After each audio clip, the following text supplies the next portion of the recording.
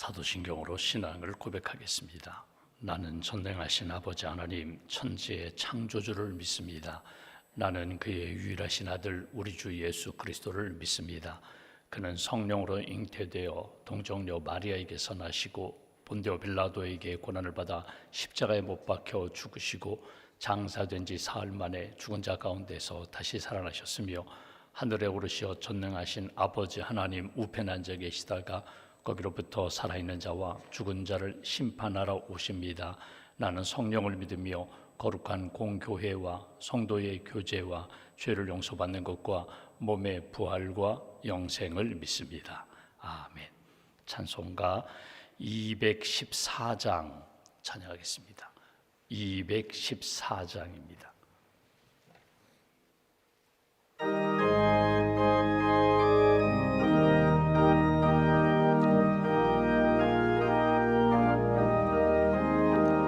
나 주의 도움 받고자 주 예수님께 빕니다. 그 구원 허락하시사 날 받아주소서. 내 모습 이대로 주 받아주소서. 날 위해 돌아가신 주 날 받아주소서. 큰 죄에 빠져 영죽을 날 위해 피 흘렸으니 주 형상대로 빚으사 날 받아주소서. 내 모습 이대로 주 받아주소서. 날 위해 돌아가신 주 날 받아주소서. 내 힘과 결심 약하여 늘 깨어지기 쉬우니 주 이름으로 구원해 날 받아주소서. 내 모습 이대로 주 받아주소서. 날 위해 돌아가신 주 날 받아주소서.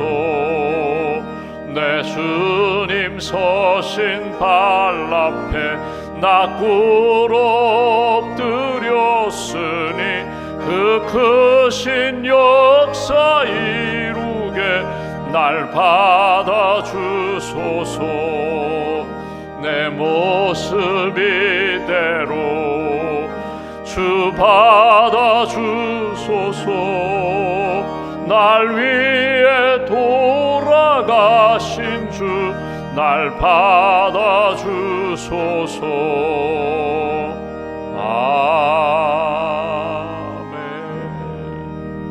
아멘. 기도하겠습니다. 나의 힘이신 여호와여, 내가 주님을 사랑합니다.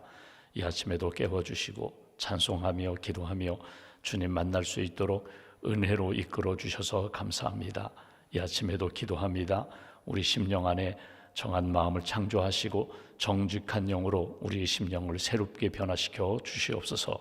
지난 시간들을 돌아볼 때 하나님의 영광 가릴 때도 많았고 또 많은 사람들에게 기쁨을 주지 못하고 은혜를 주지 못하고 평안을 끼치지 못하고 부끄럽게 살아왔던 지난날의 모든 허물을 주님 앞에 이 아침에 고백하오니 하나님 십자가의 보혈로 깨끗하게 씻어주시고 하나님의 기쁨이 되며 많은 성도들을 사랑하며 이웃을 사랑하며 축복하는 은혜의 통로가 될 수 있도록 주님 회복시켜 주시옵소서. 영적으로 지친 분들에게 새 힘을 덧입혀 주시고 독수리 날개치며 올라가는 영적인 능력과 소망의 사람으로 하나님께서 붙들어 주시옵소서. 기도합니다. 믿음으로 기도할 때에 하나님 응답해 주실 줄 믿습니다. 회복시켜 주실 줄 믿습니다. 다시 한번 사명감 가지고 맡은 자들에게 구할 것은 충성이라고 하셨는데 하나님을 기쁘시게 하는 믿음의 길 헌신과 충성의 삶을 살아갈 수 있도록 은총 덧입혀 주시옵소서. 사순절기를 보내고 있습니다. 더 거룩하고 더 경건하게 예수 그리스도의 십자가와 죽으심과 부활을 묵상하며 다시 한번 우리 심령이 새롭게 변화되는 사순절기가 될 수 있도록 주님 은총 베풀어 주시옵소서. 오늘도 샘터로 모이고 선교회로 모이고 금요기도회로 모일 때마다 살아 역사하시는 주님의 은혜를 만나게 하시고 서로 돌아보며 격려하며 위로하며 하나님이 기뻐하시는 믿음의 삶으로 믿음의 공동체로 살아가기에 부족함이 없도록 은혜와 능력으로 함께하여 주시옵소서. 오늘 수술받는 성도님 수술 과정 가운데 주님 함께 하셔서 수술은 의사 선생님이 하시지만 치료는 하나님이 하실 줄 믿습니다. 온전히 잘 회복시켜 주시고 건강함으로 하나님을 섬길 수 있는 특별한 은총으로 붙들어 주시옵소서. 슬픔 당한 가정 위로하여 주시고 장례 시간 동안 하나님의 위로와 성령의 위로하심과 소망으로 주님 붙들어 주시옵소서. 장례를 섬기는 장례위원들 한 분 한 분 주께서 붙들어 주시고 믿음으로 사랑으로 또 주님이 주시는 마음으로 잘 섬길 수 있도록 시간마다 걸음마다 주께서 동행하여 주시옵소서.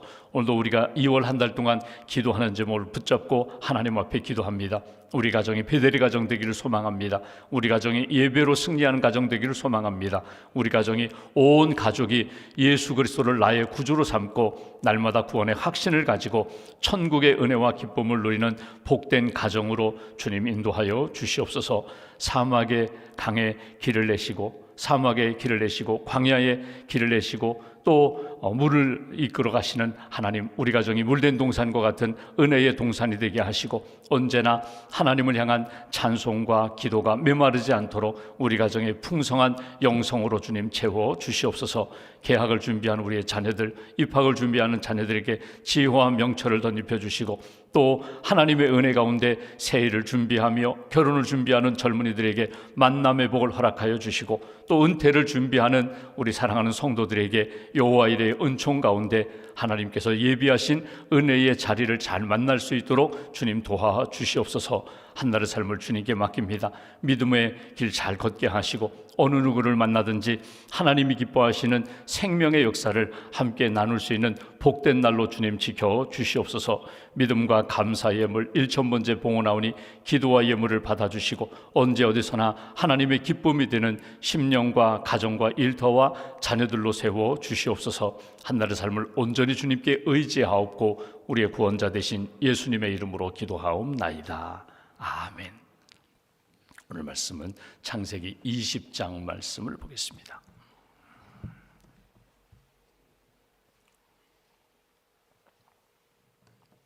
창세기 20장 1절부터 7절까지만 오늘 봉독하겠습니다. 창세기 20장 1절부터 7절까지 함께 봉독합니다. 아브라함이 거기서 네게브 땅으로 옮겨가 가데스와 술 사이 그랄에 거류하며 그의 아내 사라를 자기 누이라 하였으므로 그랄 왕 아비멜렉이 사람을 보내어 사라를 데려갔더니 그 밤에 하나님이 아비멜렉에게 현몽하시고 그에게 이르시되 내가 데려간 이 여인으로 말미암아 내가 죽으리니 그는 남편이 있는 여자임이라. 아비멜렉이 그 여인을 가까이 하지 아니하였으므로 그가 대답하되 주여 주께서 의로운 백성도 멸하시나이까. 그가 나에게 이는 내 누이라고 하지 아니하였나이까. 그 여인도 그는 내 오라비라 하였사오니 나는 온전한 마음과 깨끗한 손으로 이렇게 하였나이다. 하나님이 꿈에 또 그에게 이르시되 내가 온전한 마음으로 이렇게 한 줄을 나도 알았으므로 너를 막아 내게 범죄하지 아니하게 하였나니 여인에게 가까이 하지 못하게 함이 이 때문이니라. 이제 그 사람의 아내를 돌려보내라. 그는 선지자라. 그가 너를 위하여 기도하리니 내가 살려니와 내가 돌려보내지 아니하면 너와 내게 속한 자가 다 반드시 죽을 줄 알지니라. 아멘. 주님의 은혜와 평안이 여러분과 함께 하시길 원합니다. 오늘 창세기 20장은 좀 특별한 말씀을 오늘 본문에서 우리가 읽게 됩니다. 지금 아브라함의 나이가 거의 100세에 이르렀습니다. 그리고 그의 아내 사라는 이제 90세 가까이 되었습니다. 하나님이 약속하신 대로 우리가 21장에 보면은 하나님이 이삭을 선물로 주십니다. 그러니까 하나님의 부르심을 받았습니다. 75세의 부름을 받고 고향을 떠나 갈대아우로 떠나 하란을 지나 이제 가나안 땅에 도착한 아브라함, 여러 가지 우여곡절도 많았고 여기 여러 가지 좌충우돌하는 그런 일들도 있었지만 결국은 믿음에 이렇게 정상에 올라가는 아브라함의 모습을 만나게 됩니다. 그런데 오늘 20장에 보면은 다시금 걸려 넘어지는 아브라함을 우리가 만나게 됩니다. 그러니까 실수하고 실패하고 하나님 앞에서 벗어난, 하나님 앞에서 살지 못하고 인간적인 삶을 살다가 또 책망받고 돌아오는 아브라함의 모습을 만나게 됩니다. 어쩌면 이게 인간의 모습입니다.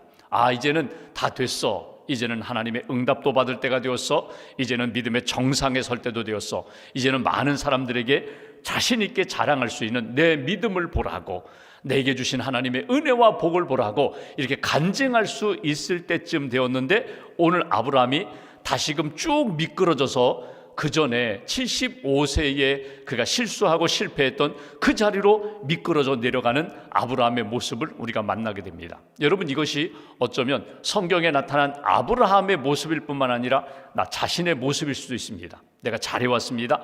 그동안 잘 견뎠습니다. 유혹도 이겼습니다. 기도하면서 그런 대로 믿음의 길을 걸어왔는데 한순간에 하루아침에 그냥 미끄럼 타고 내려가듯이 쭉 미끄러지는 그것이 우리의 모습일 수 있다는 것. 아니, 내가 지금 그 모습으로 지금 이렇게 낮은 자리에 처하지 않았는가, 다시 한번 거울 삼아 볼 수 있는 말씀이 오늘 본문의 말씀입니다. 1절부터 3절까지만 먼저 읽어보면 이렇게 말씀합니다. 아브라함이 거기서 지금 헤브론 땅에 살고 있습니다. 하나님이 약속하신 땅에서 믿음의 길을 걸어가며 하나님이 이삭을 주게라고 약속하셨는데 그 아들을 기대하며 살아가던 그때에 네게부 땅으로 옮겨가 가데스와 술 사이 그랄에 거류하며 그의 아내 사라를 자기 누이라 하였으므로 그랄 왕 아비멜렉이 사람을 보내어 사라를 데려갔더니 그 밤에 하나님이 아비멜렉에게 현몽하시고 그에게 이르시되 네가 데려간 이 여인으로 말미암아 네가 죽으리니 너 죽는다. 그는 남편이 있는 여자다. 하나님이 아비멜렉 그랄 왕에게 꿈에 나타나셔서 말씀하시는 너 이놈아 너 죽는다, 이렇게 말씀하시는 내용을 우리가 먼저 읽게 됩니다. 여기 그랄 땅은 어디인가? 여러분, 이스라엘 지도를 이렇게 보시면 지금 그랄 땅은 여기 사해 서쪽에 있는, 쉽게 말하면 블레셋 땅입니다. 블레셋 땅이에요. 하나님이 약속하신 가나안 땅에서 비껴난, 벗어난 그랄 땅이에요. 조금 더 내려가면 애굽을 만나게 됩니다. 그러니까 지금 이 그랄 땅이라는 것 여러분 잘 기억하십시오. 그랄 땅, 비옥한 땅입니다. 그랄 이 평야에 먹는 걱정 없는 그런 곳이에요. 여기에서 오늘 아브라함이 무슨 이유인지는 모르겠지만 그랄 땅으로 내려가서 자기 아내에게, 사라에게 이렇게 말합니다. 이제 나를 오빠라고 불러. 혹이라도 당신이 너무 예뻐서 사람들이 당신을 데려가고 나를 죽일지도 몰라. 그러니 이제 우리는 남매지간이야. 그래서 우리는 생명을 보존하자. 이게 아브라함의 생각과 아브라함의 계획이에요. 그리고 그렇게 내려갔더니 정말 어떤 이유인지는 모르겠지만 그 땅의 왕 아비멜렉이 오늘 사라를 자기 아내로 삼았다는 거예요. 데려갔다는 거예요.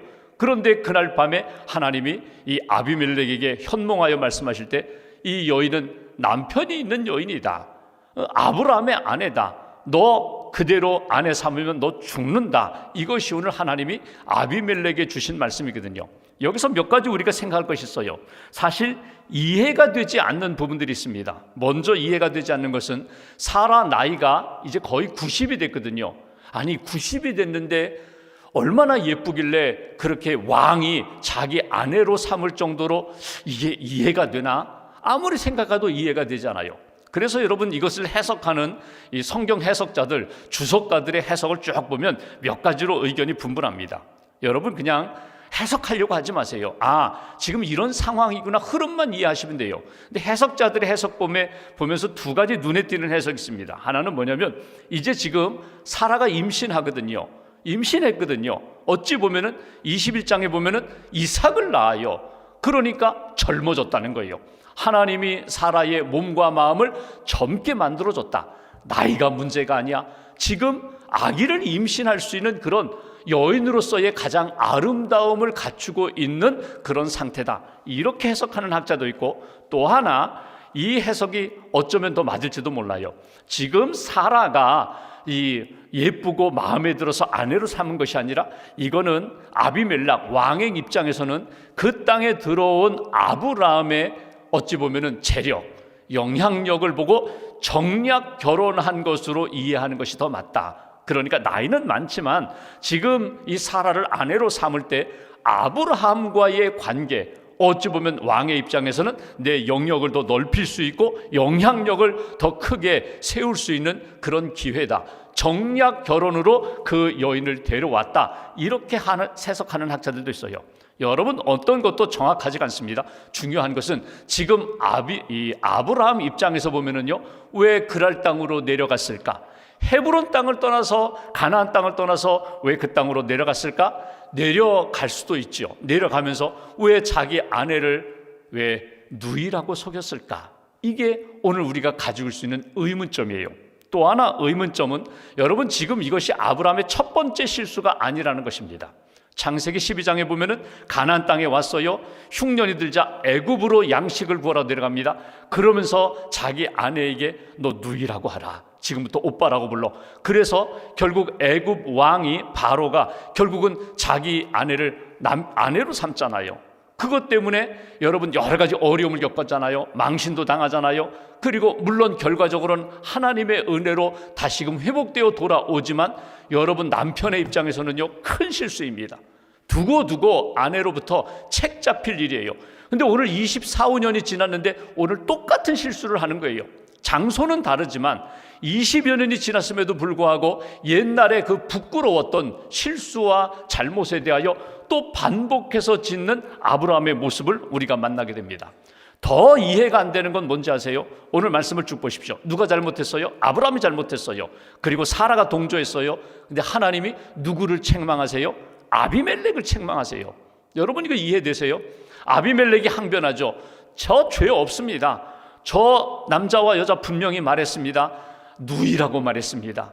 부부라고 말한 적이 한 번도 없습니다. 그래서 내가 사라를 데려온 것이 제가 무슨 잘못이 있습니까? 항변하는 것을 보게 됩니다. 근데 하나님이 오늘 말씀을 보십시오. 쭉 읽어보시면 아브라함과 사라에게 책망하지 않으세요. 이것도 이해가 안 돼요. 오늘 말씀을 쭉 읽어보면은 여기 오히려 너 죽는다 이놈아 3절에도 말하고 7절에도 만나고, 내가 데려온 이 여인은 남편이 있는 여인이야. 내가 데려온 이 여인 돌려보내라. 그렇지 않으면 아비멜렉 너 죽는다. 너 내 손에 죽는다. 하나님이 오히려 누구를 책망하시고 누구에게 분명히 경고하세요? 아비멜렉에 경고하세요. 오늘 이 말씀을 보면 이해가 안 되는 부분이 있는데, 믿음의 안경을 쓰면 딱 하나 이해되는 부분이 있어요. 그건 뭐냐면 하나님의 은혜입니다. 그럼에도 불구하고 하나님의 은혜는 변함이 없다. 이것을 오늘 본문에서 우리가 보아야 돼요. 인간적으로 생각하면 이해가 안 되는 일들이 우리의 삶에 얼마나 많은지 몰라요. 해석이 안 되는 사건들, 하나님 앞에서 뜻을 알려주세요. 하나님 왜 이런 일이 내게 벌어졌습니까? 하나님 이 일 이후에는 어떻게 될 것입니까? 그 의미도 그 결과도 알 수 없는 일들이 우리의 삶에 얼마나 많은지 몰라요. 그런데 이때에 우리가 하나님을 바라보면서 한 가지 붙들 것은, 그럼에도 불구하고 하나님의 은혜는 살아있다는 거예요. 하나님의 약속, 하나님의 구원 계획, 하나님의 섭리의 역사 가운데, 하나님의 계획 플랜 가운데 내가 있다는 것을 놓치지 말라는 거예요. 그럼에도 불구하고 하나님은 아브라함과 사라에게 은혜를 베풀어 주시면서 책망하지 않으시고, 그 다음에 21장에 보면 어떻게 말씀하세요? 하나님이 아들을 주세요. 웃음을 주세요. 기쁨을 주세요. 말씀의 약속의 열매를 아브라함과 사라에게 주신다는 거예요. 그렇다면 오늘 말씀을 통해서 우리가 딱 붙잡을 것이 있습니다. 아브라함도 75세 부름받고 24, 5년을 믿음의 여러 가지 갈등도 있었고 실수와 실패도 있었지만, 이렇게 다듬어 믿음의 정상에 올라가건 아브라함도 이렇게 넘어졌다면, 나 자신을 돌아볼 때 내 안에도 여전히 죄의 속성이 아직도 내 안에 남아있구나. 육신의 정욕, 안목의 정욕, 이생의 자랑 다 내려놓았다고, 다 정리했다고, 다 버렸다고 하는데 또다시 내 안에 꿈틀거리는 죄의 욕망과 죄의 속성이 내 안에도 남아있다는 것을 여러분 놓치지 말으세요. 놓치지 마세요.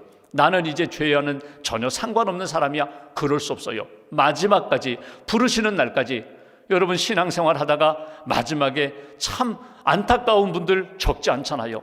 30년 40년 잘 헌신했어요. 하나님 앞에 영광 돌리며 쓰임받았어요. 근데 마지막 1년을 보내면서 하나님 앞에 부름받기 전에 정말 부끄러운 역사를 남기고 가는 사람들이 적지 않거든요. 성경에도 있고 우리 주변에도 있고 가까운 사람들 가운데도 있어요. 반대로 여러 가지 믿음의 여러 가지 흔들림이 있었지만 여러분 마지막 3년, 마지막 1년 하나님이 부르시는 그 시간에 마지막으로 모든 것 다 하나님 앞에서 정리하고 믿음의 아름다운 모습을 남기면서 역사의 신앙의 아름다운 본보기로 남긴 그런 분들도 있다는 거예요. 하나님 앞에서 부르심 받는 날까지 하나님 앞에 거룩하게 정결하게 살아가야 된다. 오늘 말씀에서 또 하나 우리가 놓치지 말을 것입니다. 아브라함을 보면서 온전해질 수 있다는 것, 이건 아니구나. 언제나 우리 안에 죄의 속성이 드러날 수 있겠구나 하는 것이고, 또 하나 우리가 오늘 아브라함을 통해서 보게 되는 것은요, 두려움의 문제입니다. 두려움의 문제예요. 아브라함이 그랄 땅으로 내려가면서 어떤 두려움이 있어요? 죽을까 봐. 내 아내 때문에 나는 죽고 내 아내가 붙들려 갈까 봐. 여기에 대한 두려움은 75세 때나 지금 거의 100세 때나 그 두려움의 문제는 떠나지 않는다는 거예요. 여러분 담대함이 있습니다. 평안이 있어요. 기쁨이 있어요. 능력이 있어요. 그런데 여러분 그 안에 또다시 꿈틀거리는 불안과 두려움의 문제는 언제나 우리의 가운데 떠나지 않는다는 거예요. 그래서 더 하나님을 바라보고 더 기도하고 주님께 매달리는 하나님의 사람이 되어야 한다. 오늘 말씀 속에서 죄와 허물 가운데 있는 그런 아브라함의 모습을 보면서 내 모습 달라지지 않는다는 거예요. 주목해야 한다는 거예요. 오늘 말씀을 보면서 저는 이런 생각을 해봅니다.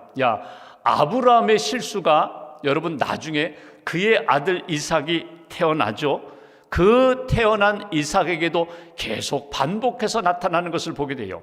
여러분 나중에 한번 보시겠지만 26장 6절 말씀 한번 보십시오. 창세기 26장 6절에 보시면 이삭이 그랄 땅에 가서 거주한 때가 있습니다. 6절에 보시면 이삭이 그랄에 거주하였더니 그곳 사람들이 7절에 그의 아내에 대하여 물음에 그가 말하기를 그는 내 누이라 하였으니 리브가는 보기에 아리따움으로 그곳 백성이 리브가로 말미암아 자기를 죽일까 하여 그는 내 아내라 하기를 두려워함이었더라. 똑같아요. 부전자전이에요. 아버지가 겪었던 그 일, 그 자리입니다. 오래전에 그랄 땅, 그 블레셋 지경에 내려와서 비옥한 땅입니다.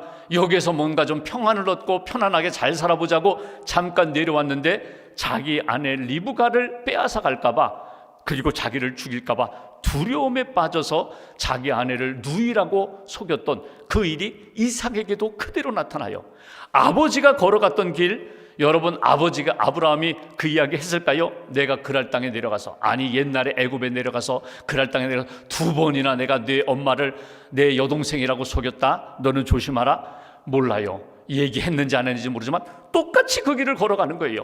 여러분 자녀들의 신앙의 유전 속에 신앙의 삶의 계승 가운데 그게 나타나요. 우리 어머니 어려울 때 금식하셨지, 기도하셨지. 우리 아버지 그렇게 힘들 때 곁길로 가지 않고 믿음의 외길을 걸어가셨지. 끝까지 믿음의 길을 걸어가셨지. 절개를 지키셨지. 그게 그대로 자녀들에게 계승된다는 거예요. 그래서 무서운 것입니다. 또 하나 오늘 꼭 기억하십시오. 반복되는 죄에 대하여 여러분 깨어나셔야 돼요. 내가 나도 모르게 자꾸 무의식 중에 이렇게 말하고 생각하고 반복해서 일어나는 하나님의 영광을 가리는 죄가 있다면 어떻게 하라고요? 다시금 깨우쳐서 다시금 주님 앞에 결단하고 버리고 하나님 앞에서 믿음의 거룩한 것을 추구하는 그런 삶이 필요하다. 이것이 아브라함의 모습을 통하여 우리가 본으로 삼아야 할 부분이고요. 아비멜렉을 묵상하면서 여러분 하나님의 은혜가 아비멜렉에게 나타나는 것을 보게 됩니다. 오늘 본문 가운데 4절 이하를 보시면 아비멜렉이 그 여인을 갖가지 가까이 하지 아니하였으므로 그가 대답하되 주여 주께서 의로운 백성도 멸하시나이까. 여기 하나님을 주님이라고 불러요.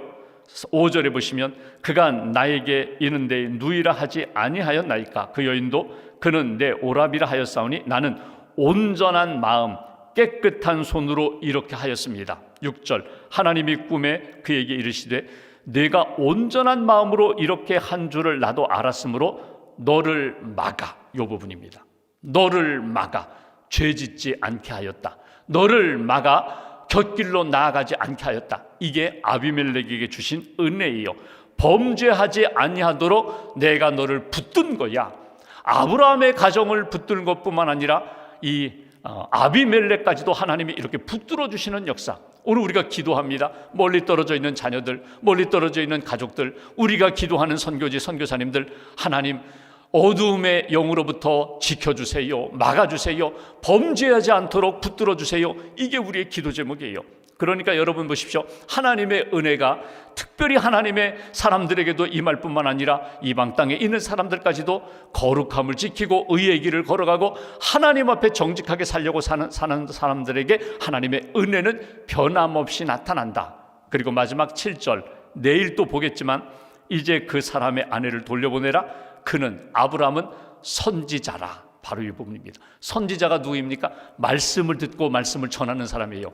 하나님의 말씀으로 사는 사람, 이 사람이 선지자예요. 오늘 우리가 나는 선지자, 제사장, 구약의 그런 직분을 받지는 않았지만 하나님 나도 말씀을 들으면 그 말씀으로 내가 변화되고 말씀을 지키고 말씀을 전하면 나도 선지자적인 삶을 사는 거예요.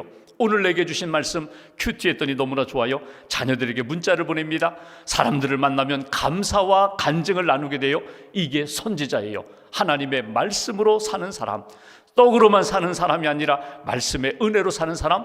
또 하나 이렇게 표현합니다. 너를 위하여 기도하리니. 기도의 사람, 말씀의 사람, 기도의 사람. 하나님이 아브라함을 보실 때 나는 그에게 약속했다.